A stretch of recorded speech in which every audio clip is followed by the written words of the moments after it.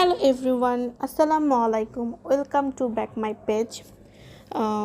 আজকে যেহেতু শুক্রবার ছিল, তো শুক্রবার মানে একটু স্পেশাল দিন, তো আজকে তাই একটু রোস্ট করে ফেললাম বাসার জন্য। তো এখানে আমি রাঁধুনির যে রোস্ট মশলাটা সেটা ইউজ করব। আমি এখানে এক প্যাকেট পুরোটাই নিয়ে নিয়েছি রাঁধুনির মশলাটা। সাথে আমি এখানে টক দই ইউজ করব, আড়ঙের টক দইটা আমি ইউজ করছি। এখানে আমি 3 টেবিল চামচের মতো দিয়েছি।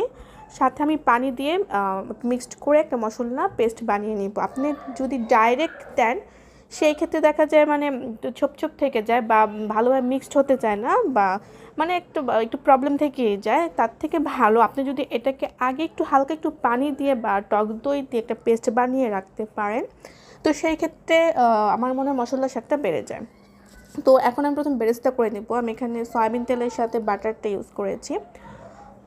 বাটার যতটুকু ছিল আমি পুরোটাই দিয়ে দিয়েছি।